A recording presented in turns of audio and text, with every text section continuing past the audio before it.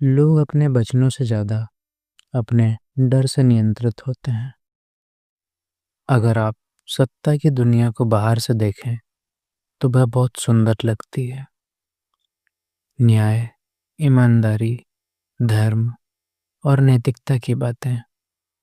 लेकिन अगर आप सत्ता के अंदर उतरें तो वहाँ बिल्कुल एक अलग सच्चाई दिखाई देती है।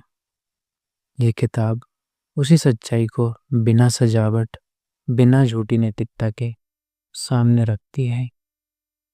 यह आदर्श शासकों की कहानी नहीं है।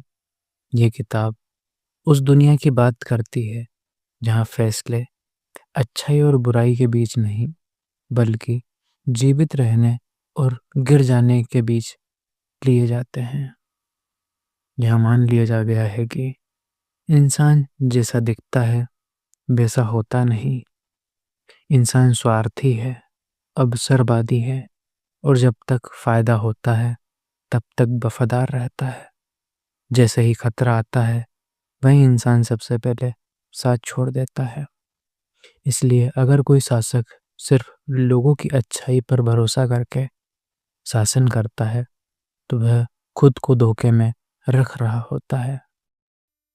जो व्यक्ति हर हाल में अच्छा बनने की कोशिश करता है वह सत्ता की दुनिया में टिक नहीं पाता। यहाँ राजनीति को नैतिक उपदेशों से अलग करके देखा गया है। यह नहीं पूछा गया कि क्या सही है, बल्कि यह पूछा गया है कि क्या काम करता है। क्योंकि सत्ता की दुनिया में इरादों से ज़्यादा परिणाम देखे जाते हैं। इंसान स्वभाव से अस्थिर होता है। वो वचन देता है लेकिन निभाता तभी है जब हालात उसके पक्ष में हों। इसलिए एक शासक को लोगों के प्रेम पर नहीं, बल्कि उनकी निर्भरता पर शासन करना चाहिए। प्रेम इच्छा से आता है और इच्छा बदल जाती है, लेकिन डर अनुशासन से आता है और अनुशासन ज़्यादा टिकाऊ होता है। इसका मतलब ये नहीं कि शासक को क्रूर बन जाना चाहिए, बल्कि इसका मतलब ये है कि उसे इतना मजबूत होना चाहिए कि कोई उसे हल्के में ना ले। डर ऐसा हो जो व्यवस्था बनाए, न कि नफरत पैदा करे। ये किताब सत्ता को एक स्थिर चीज नहीं मानती। यहाँ माना गया है कि दुनिया लगातार बदलती रहती है। दोस्त दुश्मन बन सकते हैं और दुश्मन दोस्त। जो शासक खुद को समय के साथ नहीं बदलता वो टूट जाता है। यहाँ भाग्य की भूमिका भी सामने आती है। माना गया है कि जीवन का एक हिस्सा भाग्य के हाथ में होता है, लेकिन पूरा नहीं। समझदार शासक वही है जो अच्छे समय में तैयारी करता है ताकि बुरे समय में संभल सके। जो सिर्फ किस्मत के भरोसे बैठा रहता है वह पहली मुसीबत में गिर जाता है। धीरे धीरे यह किताब हमें समझाती है कि सत्ता सिर्फ ताकत से नहीं चलती, बल्कि छवि से चलती है। लोग जो देखते हैं वही मानते हैं। इसलिए शासक को ऐसा दिखना चाहिए कि वह न्यायप्रिय है, दयालु है, धार्मिक है, भरोसेमंद है, इवन अगर आप परिस्थिति में वैसा रह ना सकें। क्योंकि आम लोग सच्चाई से ज़्यादा दिखावे से प्रभावित होते हैं। यह किताब हमें यह नहीं सिखाती कि झूठ कैसे बोला जाए। यह हमें यह सिखाती है कि कब सच बोलना है और कब नहीं। यहाँ नैतिकता को पूरी तरह नकारा नहीं गया, लेकिन उसे व्यवहारिकता के नीचे रखा गया है। धीरे धीरे हमें यह एहसास होने लगता है कि यह किताब मानव स्वभाव की किताब है। जो इंसान को जैसा है वह वैसा समझ लेता है वही सत्ता में टिकता है। जो भ्रम में जीता है वह गिर जाता है। अगर सत्ता सिर्फ ताकत से चलती तो हर ताकतवर हमेशा राज करता, लेकिन इतिहास कुछ और ही बताता है। सत्ता टिकती है समझ से, समय को पहचानने से और इंसानों के मन को पढ़ने से। यही वजह है कि ये किताब बार बार इंसानी स्वभाव की बात करती है, क्योंकि सत्ता असल में लोगों पर नहीं, लोगों के मन पर शासन है। यहाँ साफ कहा गया है कि इंसान मूल रूप से कृतघ्न होता है। जब तक लाभ मिलता है तब तक वह शांत रहता है। संकट आते ही वही इंसान अपने वादे भूल जाता है। इसलिए जो शासक सिर्फ वफादारी पर भरोसा करता है वह बहुत बड़ी गलती करता है। सत्ता को स्थिर रखने के लिए भावनाओं से ज़्यादा संरचना चाहिए और भरोसे से ज़्यादा नियंत्रण। अगर शासक को किसी एक चीज को चुनना ही पड़े तो डर प्रेम से ज़्यादा सुरक्षित है, क्योंकि प्रेम इंसान की इच्छा पर निर्भर करता है और इच्छा बदलती रहती है। लेकिन डर दंड की आशंका पर टिका होता है और आशंका ज़्यादा स्थिर होती है। हालांकि यह भी उतना ही साफ किया गया है कि डर कभी नफरत में नहीं बदलना चाहिए। नफरत वह आग है जो सत्ता की नींव जला देती है। इसलिए दंड आवश्यक है, लेकिन अकारण क्रूरता विनाशकारी है। जो शासक बिना कारण सजा देता है वह अपने ही पतन की नींव रखता है। यह किताब सत्ता को भावुक निर्णयों से दूर रखने की सलाह देती है। दया अच्छी चीज है, लेकिन अति दया अव्यवस्था को जन्म देती है। कभी कभी कठोर निर्णय भविष्य की बड़ी तबाही को रोक देते हैं। यही कारण है कि कुछ कठोर फैसले जो शुरुआत में क्रूर लगते हैं लेकिन लंबे समय में व्यवस्था को बताते हैं। यहाँ नैतिकता को पूरी तरह नकारा नहीं गया, बल्कि ये कहा गया है कि नैतिकता और सत्ता हमेशा एक ही रास्ते पर नहीं चलती। सत्ता की दुनिया में निर्णय इस आधार पर नहीं लिए जाते कि वे कितने अच्छे दिखते हैं, बल्कि इस आधार पर लिए जाते हैं कि वे कितने प्रभावी हैं। धीरे धीरे ये समझ आने लगता है कि यह किताब आदर्शवादियों के लिए नहीं है। ये किताब उन लोगों के लिए है जो वास्तविक दुनिया को वैसे ही देखना चाहते हैं जैसी वो है, कठोर, बदलती हुई और अवसरों से भरी। यह भी बताया गया है कि सत्ता सिर्फ विरासत से नहीं चलती। जो सत्ता मेहनत, संघर्ष और बुद्धि से हासिल की जाती है वह ज़्यादा मजबूत होती है। विरासत में मिली सत्ता अक्सर आलस और अहंकार पैदा करती है। जो शासक ये मान लेता है कि सत्ता उसे हमेशा मिलेगी, वही सबसे पहले उसे खो देता है। एक और गहरी बात यहाँ सामने आती है। शासक को खुद पर निर्भर होना चाहिए। जो ताकत बाहर से आती है वह कभी भरोसेमंद नहीं होती। उधार की ताकत संकट में साथ नहीं देती। जो अपनी सुरक्षा दूसरों पर छोड़ देता है वह असल में अपनी कमजोरी स्वीकार कर चुका होता है। यहाँ सत्ता को एक जीवित चीज की तरह देखा गया है, जिसे लगातार देखभाल चाहिए। जैसे ही शासक ढील देता है व्यवस्था टूटने लगती है। लोग वही करते हैं जिसकी अनुमति दी जाती है और धीरे धीरे वही सीमा बन जाती है। इस किताब का एक और कठोर सच ये सामने आता है कि लोग परिणाम देखते हैं, प्रक्रिया नहीं। अगर अंत सफल है तो रास्ते के साधन भुला दिए जाते हैं। इसलिए सत्ता में बैठा व्यक्ति इतिहास द्वारा अपने इरादों से नहीं बल्कि अपने परिणामों से आंका जाता है। यही वजह है कि शासक को देखना चाहिए कि वह न्यायप्रिय है, भले ही वह निर्णय में पूरी तरह दयालु ना हो सके। दिखावा यहाँ झूठ नहीं बल्कि रणनीति है। लोग वही मानते हैं जो उनकी आंखों के सामने होता है। यहाँ यह भी साफ कर दिया गया है कि शासक को बदलते समय के साथ खुद को बदलना रहना चाहिए। जो एक ही तरीके पर अड़ा रहता है वह समय की मार से टूट जाता है। सफलता का तरीका हमेशा एक सा नहीं रहता, लेकिन असफलता का तरीका हमेशा एक सा होता है, जिद और अहंकार। सत्ता की सबसे बड़ी परीक्षा तब होती है जब हालात बदलते हैं। दुनिया स्थिर नहीं है, और जो शासक दुनिया को स्थिर मानकर चलता है वो खुद को धोखा देता है। समय बदलता है, परिस्थितियां बदलती हैं और लोगों की अपेक्षाएं भी बदलती हैं। इसलिए एक सफल शासक वही है जो अपने स्वभाव के समय के अनुसार ढाल सके। जो इंसान सिर्फ एक ही तरीके से काम करना जानता है वह कुछ समय के लिए सफल हो सकता है, लेकिन लंबे समय तक नहीं। यहीं पर भाग्य और नियंत्रण का विचार सामने आता है।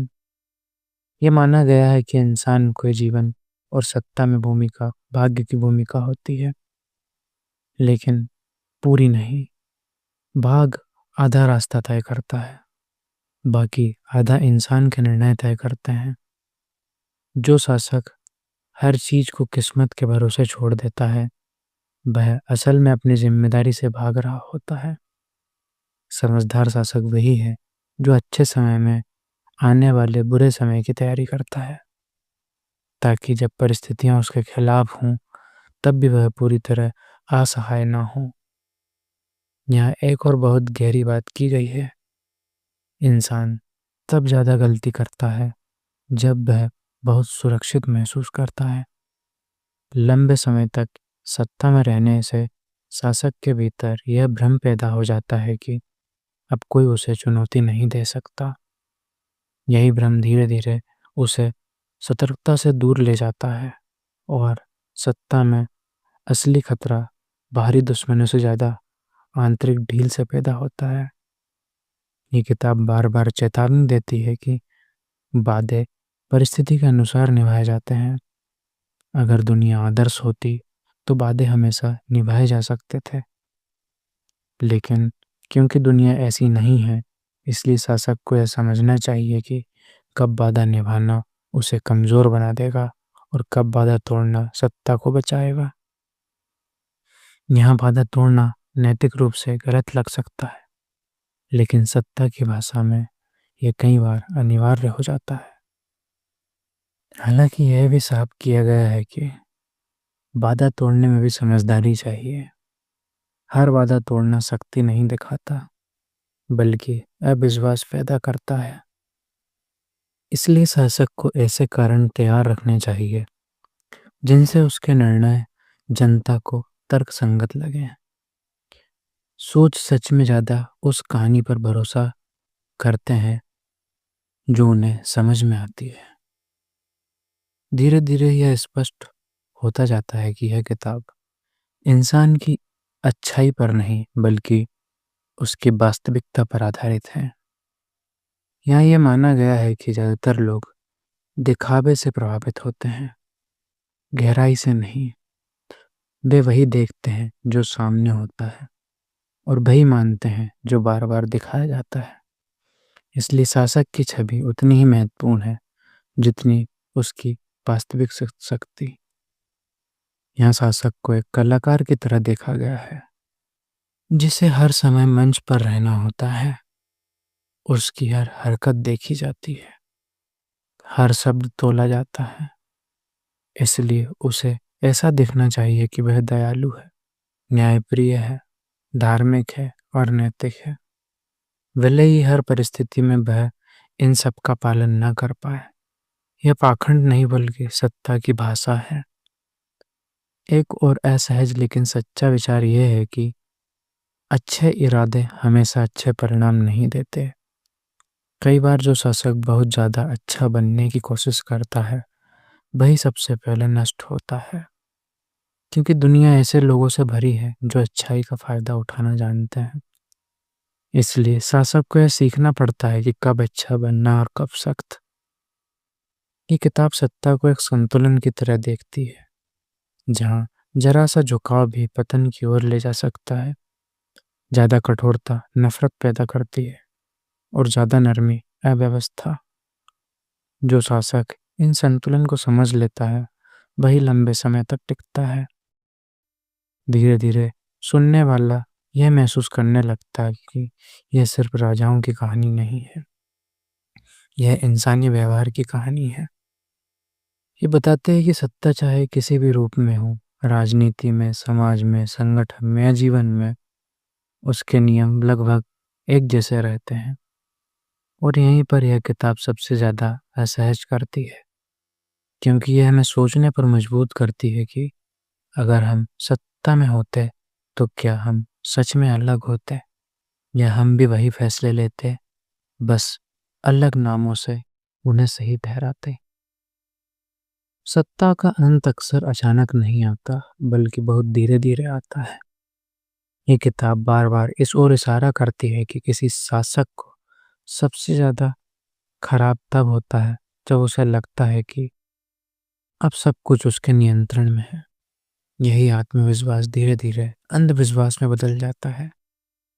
वह चेतावनियों को नज़रअंदाज करने लगता है, आलोचनाओं को दुश्मनी समझने लगता है और सच बोलने वालों से दूरी बनाने लगता है। सत्ता में रहते हुए सबसे घातक बीमारी है। ये भी कहा गया है कि सत्ता में बैठा व्यक्ति अक्सर यह भूल जाता है कि लोग उसकी शक्ति से नहीं बल्कि उसके निर्णयों के परिणामों से जुड़े रहते हैं। जब तक व्यवस्था चल रही है, जब तक सुरक्षा और स्थिरता बनी हुई है, लोग शासक को स्वीकार करते हैं। लेकिन जैसे ही अव्यवस्था फैलती है, वही लोग जो कल तक समर्थन में थे, आज सवाल पूछने लगते हैं। इसलिए सत्ता का असली आधार डर या प्रेम नहीं बल्कि परिणाम होते हैं। ये किताब यह भी स्पष्ट करती है कि शासक को अपने आसपास ऐसे लोगों को रखना चाहिए जो सच बोल सकें। केवल प्रशंसा करने वाले लोग सत्ता को खोखला बना देते हैं। जो हर बात पर हाँ कहते हैं वे धीरे धीरे शासक को वास्तविकता से काट देते हैं, और जब वास्तविकता सामने आती है तब तक बहुत देर हो चुकी होती है। समझदार शासक वही है जो सलाह सुनता है लेकिन निर्णय खुद लेता है। शासक को यह सीखना चाहिए कि वह कब हस्तक्षेप करे और कब पीछे हट जाए। हर समस्या का समाधान ताकत नहीं होता। कुछ समस्याएं समय से सुलझाती हैं और कुछ ज़्यादा दबाव से बिगड़ जाती हैं। सत्ता में सबसे बड़ी कला यही है कि कौन सा युद्ध लड़ना है और कौन सा युद्ध छोड़ देना है। ये किताब बताती है कि जनता की याददाश्त छोटी होती है।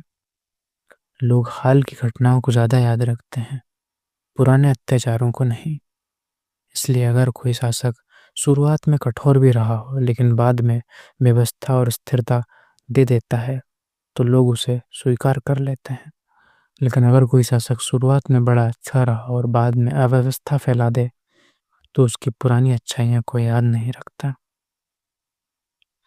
धीरे धीरे ये साफ होने लगता है कि यह किताब अच्छाई बुराई की लड़ाई नहीं है, बल्कि सत्ता और वास्तविकता की कहानी है। यह उस भ्रम को तोड़ती है जिसमें हम ये मानते हैं कि अच्छे इरादे अपने आप अच्छे परिणाम ले आते हैं। यहाँ बताया गया है कि पुराने दुनिया इरादों से नहीं फैसलों से चलती है। यह भी कहा गया है कि जो शासक हमेशा नैतिक दिखने की कोशिश करता है वह अक्सर सबसे पहले गिरता है, क्योंकि सत्ता की दुनिया में हर कोई नैतिक नहीं होता, और जब एक पक्ष नियमों में बंधा हो और दूसरा नहीं, तो संतुलन टूट जाता है। इसलिए शासक को यह सीखना पड़ता है कि वह नियमों का उपयोग कब करे और कब उनसे ऊपर उठ जाए। ये किताब इंसान के भीतर के उस हिस्से को उजागर करती है जिसे हम अक्सर स्वीकार नहीं करना चाहते। हमारा स्वार्थ, हमारा डर और हमारी महत्वाकांक्षा। ये बताती है कि सत्ता इन सबको नया आकार देती है। सत्ता इंसान को बदलती नहीं बल्कि उसे बेनकाब करती है।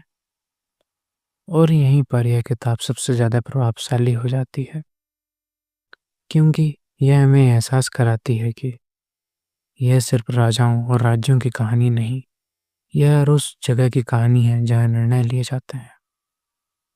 कंपनियों में, परिवारों में, समाज में और कभी-कभी हमारे अपने भीतर। सत्ता का अर्थ सिर्फ सिंहासन नहीं होता, सत्ता का अर्थ है प्रभाव। और जहाँ प्रभाव है वहाँ वही नियम लागू होते हैं जो यहाँ बताए गए हैं। लोग वैसा ही व्यवहार करते हैं जैसा उन्हें अनुमति दी जाती है, और जो अनुमति देता है वही असली शासक होता है। यह किताब अंत में कोई नैतिक उपदेश नहीं देती, यह नहीं कहती कि क्या सही है क्या गलत। ये सिर्फ ये दिखाते हैं कि अगर कोई सत्ता में रहना चाहता है तो उसे दुनिया को जैसी है वैसे ही समझना होगा, न कि जैसी वह होना चाहता है। और शायद यही वजह है कि ये किताब सदियों बाद भी असहज करती है, क्योंकि यह हमें यह सोचने पर मजबूर करती है कि अगर सत्ता हमारे हाथ में होती तो हम क्या सच में अलग होते, या हम भी उन्हीं नियमों के अनुसार चलते, बस उन्हें अलग शब्दों में सही ठहराते।